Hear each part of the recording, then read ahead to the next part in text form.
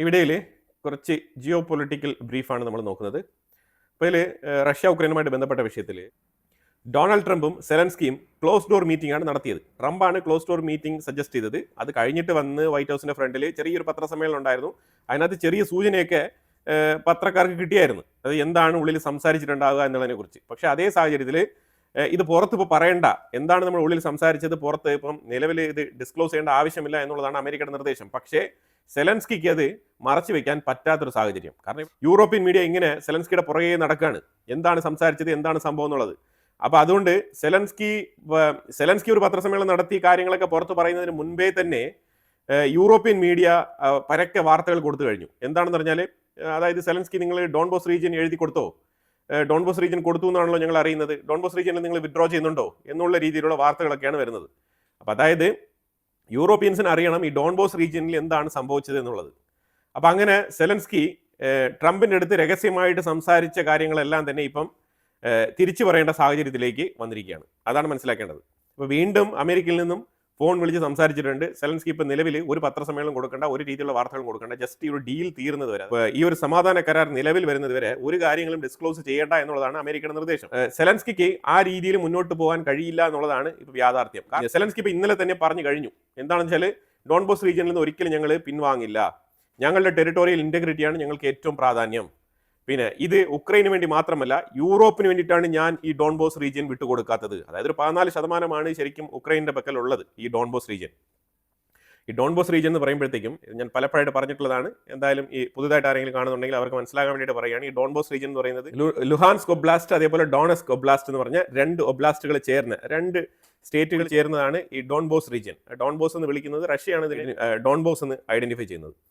അപ്പം ഉക്രൈനെ സംബന്ധിച്ചിടത്തോളം രണ്ട് സ്റ്റേറ്റുകളാണ്. ഈ കാർക്കീവ് എന്ന് പറഞ്ഞ ആ ഒരു സ്റ്റേറ്റിന് തൊട്ട് താഴെ കിടക്കുന്ന രണ്ട് സ്റ്റേറ്റുകളാണ് ഈ ഡോൺബോസ് റീജിയൻ എന്ന് പറയുന്നത്. അപ്പോൾ അതിന്റെ 14% മാത്രമാണ് ഉക്രൈൻ്റെ സൈഡിലുള്ളത്. ബാക്കിയെല്ലാം തന്നെ റഷ്യ ഓൾറെഡി തന്നെ ആക്രമിച്ച് കീഴ്പ്പെടുത്തി വെച്ചിരിക്കുകയാണ്. ഇനിയിപ്പോൾ ഇത് മാത്രമല്ല, ഇപ്പോൾ സെലൻസ്കി ഇപ്പോൾ പറഞ്ഞുകൊണ്ട് വരുന്ന കാര്യം എന്ന് വെച്ചാൽ, എത്രമാത്രം റഷ്യ കയറി പിടിച്ചിട്ടുണ്ടോ അതോടുകൂടി നിൽക്കാം, അതിനിപ്പുറത്തേക്ക് ഞങ്ങൾ ട്രൂപ്പിനെ പിൻവലിച്ച് ബാക്കിയുള്ള 14% കൂടി, അതായത് ഡോൺബോസ് റീജിയൻ ഫുള്ളായിട്ട് അങ്ങ് കൊടുക്കില്ല എന്നുള്ളതാണ് ഇപ്പം സെലൻസ്കി പറഞ്ഞിരിക്കുന്നത്. ഇത് എന്തിനു വേണ്ടിയിട്ടാണ് ഞാൻ ഈ ഒരു തീരുമാനം എടുത്തിരിക്കുന്നത് പറഞ്ഞാൽ, യൂറോപ്പിന് വേണ്ടിയിട്ടാണ്. അതായത് ഞാനിപ്പോൾ ഇത് വിട്ടുകൊടുക്കുന്നുവെങ്കിൽ പിന്നീട് റഷ്യ ഇങ്ങോട്ട് കയറി ആക്രമിക്കുകയും യൂറോപ്പ് തന്നെ ഇതേപോലെ വിട്ടുകൊടുക്കേണ്ട സാഹചര്യം വരുമെന്നുള്ള ഒരു ബ്ലണ്ടർ ഡയലോഗ് ഒക്കെ പറഞ്ഞിട്ടുണ്ട്. അപ്പോൾ എന്തായാലും യൂറോപ്പിനെ ചേർത്ത് പിടിച്ചുകൊണ്ട് യൂറോപ്പിന് വേണ്ടിയിട്ട് പടപൊരുതുന്ന ഒരു പടനായകനായിട്ടാണ് സെലൻസ്കി സ്വയമേ തന്നെ വിലയിരുത്തുന്നത്. അങ്ങനെ തന്നെയാണ് പൊതുവിൽ അറിയപ്പെടാനും താല്പര്യം. കാരണം പൈസ കിട്ടിക്കൊണ്ടിരിക്കണം, പൈസ വേണം, യൂറോപ്പിന്റെ സപ്പോർട്ട് വേണം. അപ്പോൾ എല്ലാ തരത്തിലും യൂറോപ്പിനെ പിണക്കാൻ കഴിയില്ല. അമേരിക്കയുടെ സെക്യൂരിറ്റി ഗ്യാരണ്ടി, അതിനെക്കുറിച്ചും ഒരു അക്ഷരവും വേണ്ടിയിട്ടില്ല. ഇതാണ് ഇപ്പോൾ നിലവിലെ അവസ്ഥ. പക്ഷേ അതേ സാഹചര്യത്തിൽ അമേരിക്കയുടെ മീറ്റിംഗ് ഒക്കെ കഴിഞ്ഞ് സെലൻസ്കി പത്രസമ്മേളനം കൊടുത്തുകൊണ്ടിരിക്കുന്ന സമയത്ത് തന്നെ ഉക്രൈൻ്റെ ഭാഗത്തിൽ നിന്നും റഷ്യയുടെ ഉള്ളിലേക്ക് 3 വമ്പൻ ആക്രമണങ്ങൾ നടത്തിയിട്ടുണ്ട്. ഇതാണ് മനസ്സിലാക്കേണ്ടത്. ഇതിലുപരിയായിട്ട് ലാസ്റ്റ് വീക്ക് ഉക്രൈൻ മെഡിറ്ററേനിയൻ കടലിൽ വെച്ചിട്ട് ഒരു റഷ്യൻ ഷിപ്പിനെ അടിച്ച് വീഴ്ത്തിയതായിട്ടുള്ള വാർത്തകൾ ഉണ്ടായിരുന്നല്ലോ. അപ്പോൾ അതിൻ്റെ വിശദീകരണം ഇന്ന് റഷ്യ കൊടുത്തിട്ടുണ്ട്. അത് പറഞ്ഞിരിക്കുന്നത് റഷ്യയും നോർത്ത് കൊറിയയും തമ്മിലുള്ള ന്യൂക്ലിയർ ഡീലുകൾ, അതായത് ഈ ന്യൂക്ലിയർ പവർ പ്രോജക്റ്റുമായിട്ട് ബന്ധപ്പെട്ട കാര്യങ്ങൾ ട്രാൻസ്ഷിപ്മെന്റ് ചെയ്തുകൊണ്ടിരുന്ന സമയത്താണ് ഇവർ അറ്റാക്ക് ചെയ്തത് എന്നുള്ള ഒരു പ്രസ്താവനയാണ് റഷ്യയുടെ സൈഡിൽ വന്നിരിക്കുന്നത്. ഇത് നോർത്ത് കൊറിയയ്ക്കും റഷ്യയ്ക്കും ഒരേപോലെ വലിയ തോതിലുള്ള നഷ്ടം വരുത്തി വെച്ചിട്ടുണ്ട് എന്നുള്ളതാണ് റഷ്യ പറഞ്ഞു വെക്കുന്ന സ്റ്റേറ്റ്മെന്റ്. അപ്പോൾ അതിനോടൊപ്പം സെർഗേയ് ലാവ്റോവ്, റഷ്യയുടെ ഫോറിൻ മിനിസ്റ്റർ, പറഞ്ഞിരിക്കുന്നത്, എന്നാൽ ന്യൂ ഇയർ സമ്മാനം ഞങ്ങൾ റെഡിയാക്കുന്നുണ്ട്. അതായത് ഉക്രൈനിലെ സെലൻസ്കിക്ക് ഒരു സമാധാന ഡീൽ, ഒരു സമാധാന കരാർ ഉടനെ തന്നെ ഉക്രൈനിലെ സെലൻസ്കിക്ക് സമാധാനം കൊണ്ടുവരണം എന്നോ അല്ലെങ്കിൽ യുദ്ധം അവസാനിപ്പിക്കണം എന്നോ ഒരു താല്പര്യമില്ല. അതുകൊണ്ടാണ് യുദ്ധം നിർത്തുന്നതുമായിട്ട് ബന്ധപ്പെട്ട ചർച്ച നടന്നുകൊണ്ടിരിക്കുന്ന സാഹചര്യത്തിൽ തന്നെ ഇമാതിരിയുള്ള ആക്രമണങ്ങൾ റഷ്യക്കുള്ളിൽ അഴിച്ചുവിട്ടിരിക്കുന്നത്. അപ്പോൾ അതുകൊണ്ട് അതിന്റെ മറുപടി ഞങ്ങൾ കൊടുക്കുമെന്നാണ് പറഞ്ഞിരിക്കുന്നത്. ഇനി ഇതിനെക്കുറിച്ച് അമേരിക്കയുടെ സ്റ്റേറ്റ്മെന്റ് എന്താണെന്ന് പറഞ്ഞാൽ, ഇത്രയും നാളും അമേരിക്ക റഷ്യയെ എപ്പോഴൊക്കെ ആക്രമണം നടക്കുന്നുണ്ടോ, എപ്പോഴൊക്കെ റഷ്യ ആക്രമിക്കുന്നുണ്ടോ ആ സമയത്തൊക്കെ വളരെ കർശനമായ രീതിയിൽ റഷ്യ എതിർത്ത് സംസാരിച്ചുകൊണ്ടിരുന്ന അമേരിക്ക സാങ്ഷൻ ഏർപ്പാടാക്കും എന്നുള്ള രീതിയിലുള്ള സ്റ്റേറ്റ്മെന്റുകളൊക്കെ പുറപ്പെടുവിച്ചുകൊണ്ടിരുന്ന അമേരിക്ക ഇപ്പം ഒരു ന്യൂട്രൽ സ്റ്റേറ്റ്മെന്റ് ആണ് പുറത്തുവിട്ടിരിക്കുന്നത്. ആദ്യമായിട്ടാണ് ന്യൂട്രൽ സ്റ്റേറ്റ്മെന്റ്. എന്തുകൊണ്ടാണെന്ന് പറഞ്ഞാൽ, അതായത് സെലൻസ്കി സംസാരിച്ചിട്ട് വന്നതുപോലെ അല്ല ബിഹേവ് ചെയ്യുന്നത്. ഓൾറെഡി തന്നെ, അതായത് പേരിന് വേണ്ടി ട്രംപിന്റെ അടുത്ത് ചർച്ച, ബാക്കിയുള്ളതെല്ലാം യൂറോപ്യൻ യൂണിയനുമായിട്ട് ബന്ധപ്പെട്ട് ബാക്കിയുള്ള ഇവരുടെ ആൾക്കാരുണ്ടല്ലോ, മാർക്ക് കെർനെ, കീർ സ്റ്റാർമർ, അതേപോലെ തന്നെ ഇമാനുവൽ മാക്രോൺ, ഇവര് പിന്നെ മെർസ് ഫ്രെഡറിക്, ഇവരൊക്കെ തന്നെയാണ് തീരുമാനിക്കുന്നത്. അപ്പോൾ അതുകൊണ്ട് തന്നെ ഇതിന് യാതൊരു പ്രസക്തിയില്ല. അതായത് ഉക്രൈനിലെ സെലൻസ്കി അമേരിക്കയിൽ വന്ന് സംസാരിച്ചിട്ട് പോയതിന് ആ ഒരു ക്ലോസ് ഡോർ മീറ്റിങ്ങിന് ഒരു പ്രസക്തിയും ഇല്ല എന്നുള്ളതിന്റെ തിരിച്ചറിവ് ട്രംപിന് കിട്ടിയിട്ടുണ്ട്. അതുകൊണ്ടാണ് ട്രംപ് പറഞ്ഞിരിക്കുന്നത് ഇവരും അടിക്കുന്നത് അവരും അടിക്കുന്നത്, പിന്നെ നമ്മൾ എന്ത് ചെയ്യാനാണെന്നുള്ള ഒരു ന്യൂട്രൽ സ്റ്റേറ്റ്മെന്റ് ആണ് ട്രംപ് ഇപ്പോൾ ഇതിനകത്ത് പറഞ്ഞിരിക്കുന്നത്. അപ്പം അതുപോലെ തന്നെ ട്രംപ് പറഞ്ഞിട്ടുണ്ട് ഞാൻ പുടിനുമായിട്ട് ഒരു ടെലിഫോൺ കോൺവെർസേഷന് വേണ്ടിയിട്ട് തയ്യാറെടുക്കുകയാണെന്നാണ് പറഞ്ഞിരിക്കുന്നത്. അത് ഉടനെ ഒന്നും ഉണ്ടാവില്ല.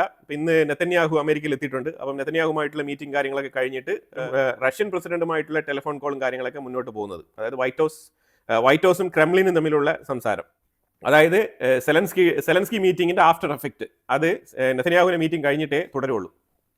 അപ്പോൾ നെതന്യാഹുവിന്റെ മീറ്റിംഗുമായിട്ട് ബന്ധപ്പെട്ട കാര്യം, നെതന്യാഹു എന്തിനു വേണ്ടിയാണ് പോയത്, ഇതുമായിട്ട് ബന്ധപ്പെട്ട വിശദമായിട്ടുള്ള ഒരു വീഡിയോ ഞാൻ ഇതിന് മുമ്പ് തന്നെ ഇട്ടിട്ടുണ്ട്. അപ്പോൾ അത് നിങ്ങൾക്ക് എന്താണ് നെതന്യാഹുവിന്റെ അമേരിക്കൻ സന്ദർശനവുമായിട്ട് ബന്ധപ്പെട്ട ആ ഒരു അജണ്ട എന്നുള്ളത് ഞാൻ അതിൽ വളരെ വിശദമായിട്ട് പറഞ്ഞിട്ടുണ്ട്. ഇനിയിപ്പോൾ നമ്മൾ ഗാസയ്ക്കുള്ളിൽ നിന്ന് വരുന്ന സ്റ്റേറ്റ്മെന്റുകൾ, ഗാസയിൽ ഹമാസ് പുതിയ തലവന്മാരെ തിരഞ്ഞെടുക്കാനുള്ള തത്രപ്പാടിലാണെന്നുള്ളത് ഞാൻ ഇതിന് മുമ്പുള്ള വീഡിയോയിൽ അപ്ഡേറ്റ് ചെയ്തിട്ടുണ്ടായിരുന്നു. അപ്പോൾ അതിൽ ശരിക്കും പറഞ്ഞാൽ അവർ സുപ്രധാനപ്പെട്ട ലീഡേഴ്സ് എല്ലാം തന്നെ എലിമിനേറ്റ് ചെയ്യപ്പെട്ടിട്ടുണ്ട് എന്നുള്ളത് ഹമാസ് കൺഫേം ചെയ്യാണ്. ആദ്യമായിട്ടാണ് അബു ഉബൈദ, ഹമാസിന്റെ സ്പോക്സ് പേഴ്സൺ ആയിട്ട് ഇസ്രായേലിന്റെ ആക്രമണത്തിൽ കൊല്ലപ്പെട്ടതായിട്ടുള്ള ഒഫീഷ്യൽ കൺഫർമേഷൻ പുറത്തിറക്കിയിരിക്കുന്നത്. അതുപോലെ തന്നെ പുതിയ സ്പോക്സ് പേഴ്സണെ തിരഞ്ഞെടുത്തിട്ടുണ്ട്. അപ്പോൾ ഈ സ്പോക്സ് പേഴ്സൺ പുതുതായിട്ട് വന്ന ആള് ഒഫീഷ്യലി ഭയങ്കരമായിട്ടുള്ള സ്റ്റേറ്റ്മെന്റുകളൊക്കെ കൊടുത്തിട്ടുണ്ട്. Introductory statement. അതെന്താണെന്ന് പറഞ്ഞാൽ യൂറോപ്പും യു കെയും രണ്ടും ശരിക്കും സയനിസത്തിനെ നല്ല രീതിയിൽ, യൂറോപ്പും യു കെയും സെമറ്റിക് ഓറിയന്റഡ് ആയിട്ട് ഉള്ള കാര്യങ്ങളെ പ്രൊമോട്ട് ചെയ്യുന്നുണ്ട്. അത് സയനിസത്തിനെ പ്രൊമോട്ട് ചെയ്യുന്ന രീതിയിലാണ് അവരുടെ പെരുമാറ്റങ്ങൾ. അതുകൊണ്ട് ഈ യു കെയിലും യൂറോപ്പിലുമുള്ള ആ മുസ്ലിം ജനതയെ ആഹ്വാനം ചെയ്തുകൊണ്ടുള്ള പ്രസ്താവനയാണ് ഹമാസിന്റെ പുതിയ സ്പോക്സ് പേഴ്സൺ ഇൻട്രൊഡക്ഷൻ ആയിട്ട് തന്നെ സംസാരിച്ച് വെച്ചത്. അപ്പം പുതിയതായിട്ട് ഒരാളെ പ്രഖ്യാപിച്ചത് കൊണ്ട് എന്തുകൊണ്ടൊരു മാറ്റം, പുതിയ വ്യക്തിയാണല്ലോ എന്നുള്ളത് ചോദിക്കുമല്ലോ. അപ്പോൾ അതുകൊണ്ടാണ് ഹമാസിന് ഒഫീഷ്യലി അബു ഉബൈദയുടെ മരണത്തിനെ കൺഫേം ചെയ്യേണ്ട ഒരു നിർബന്ധിത അവസ്ഥയിലേക്ക് അവർ മാറിയത്. അതുകൊണ്ട് തന്നെയാണ് അവർ അക്സെപ്റ്റ് ചെയ്തത്. അതുപോലെ ഇറാന്റെ ഉള്ളിൽ ഒരു പ്രതിഷേധം, ഇറാന്റെ ഉള്ളിൽ ഒരു കനത്ത പ്രതിഷേധം എന്ന് പറയാം. കാരണം ഈ ശരിക്കും പറഞ്ഞാൽ ഇറാന്റെ ഉള്ളിൽ ബാങ്കിങ് സെക്ടറിൽ ഒരു തകർച്ച നേരിടുന്നുണ്ട്. അത് ഈ ഫ്ലക്ച്വേറ്റഡ് കറൻസി മൂല്യം, ഗ്ലോബൽ ആഗോളതലത്തിൽ ഇപ്പം ഡോളർ തന്നെ സ്റ്റേബിൾ അല്ല. അതുപോലെ തന്നെ പല കറൻസികളും ആടി ഉലഞ്ഞു പോകുന്ന ഒരു സാഹചര്യം. സ്വർണ്ണത്തിന്റെ വിലയാണ് ഏറ്റവും കൂടുതൽ ഉയർന്നു പോയിക്കൊണ്ടിരിക്കുന്നത്. ആ സാഹചര്യത്തിൽ ഇറാന്റെ മാർക്കറ്റിൽ ഒരു അൺസർട്ടനിറ്റി ഉണ്ട്. ആ അൺസർട്ടനിറ്റിയിൽ ബാങ്ക് പല നിർദ്ദേശങ്ങൾ മുന്നോട്ട് വെച്ചിട്ടുണ്ട്, റെസ്ട്രിക്ഷൻസ് ഉണ്ട് പൈസ പിൻവലിക്കാൻ വേണ്ടിയിട്ട്.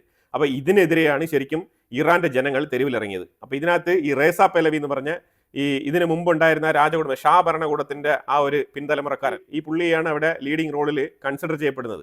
അതിനെ ബാക്കപ്പ് ചെയ്യുന്നത് അമേരിക്കയും ഇസ്രായേലുമാണ്. അപ്പോൾ അതുകൊണ്ട് തന്നെ ഇന്നലെ നടന്ന പ്രതിഷേധം ഒരു വൻ പ്രതിഷേധം തന്നെയാണ്, ഇല്ലാന്നില്ല.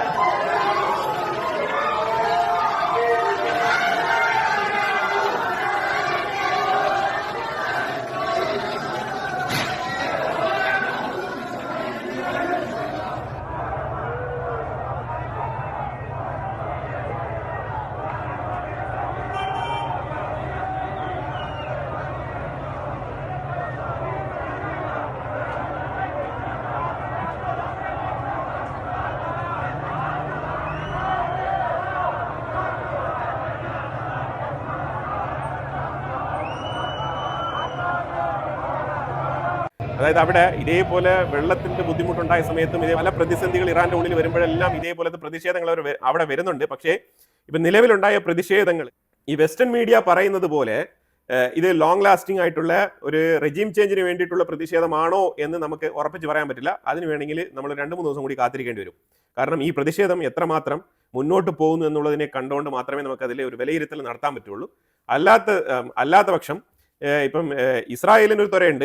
അതായത് ഈ ഇപ്പം നടക്കുന്ന പ്രതിഷേധം ശരിക്കും ഒരു റെജിം ചേഞ്ചിന് വേണ്ടിയിട്ടുള്ളതാണ് എന്നുള്ള രീതിയിലുള്ള ഒരു പ്രൊപ്പഗണ്ട ഇസ്രായേലിന്റെ സൈഡിൽ നിന്നും അതേപോലെ യൂറോപ്യൻ മാധ്യമങ്ങളുടെ സൈഡിൽ നിന്നും ഇങ്ങനെ ഒരു പ്രൊപ്പഗണ്ട വരുന്നുണ്ട്. അതിനെ മുഖവിലേക്ക് എടുക്കണമെന്നുണ്ടെങ്കിൽ ഒരു 2-3 ദിവസം കൂടി നമ്മൾ വെയിറ്റ് ചെയ്യണം. ഇറാന്റെ ഉള്ളിൽ എങ്ങനെയാണ് ഈ ഒരു പ്രൊട്ടസ്റ്റ് ഡെവലപ്പ് ആയി പോകുന്നത് എന്നുള്ളത് നമ്മൾ ഒന്ന് ഒബ്സർവ് ചെയ്യേണ്ടതുണ്ട്. ഇറാന്റെ ഗവൺമെന്റ് ഒഫീഷ്യലി പറഞ്ഞിരിക്കുന്നത് ഈ നിലവിലുള്ള ആ ഒരു പ്രതിഷേധം അത് കൺട്രോൾഡ് മെഷേഴ്സിലാണ് നടക്കുന്നത്. അത് തീർച്ചയായിട്ടും ഇറാൻ ഗവൺമെന്റിന് അതിനെ കൃത്യമായിട്ട് നിയന്ത്രിച്ച് കൊണ്ടുപോകാൻ കഴിയും എന്നുള്ളൊരു വാർത്തയാണ് ഇറാന്റെ ഉള്ളിൽ നിന്ന് വരുന്നത്. അതായത് ഇത് റെജിം ചേഞ്ച് നടത്തുന്ന രീതിയിൽ നടക്കുന്ന ഒരു പ്രതിഷേധമല്ല എന്നുള്ളതാണ് നിലവിലെ ഇറാന്റെ ഉള്ളിൽ നിന്ന് വരുന്ന വാർത്ത.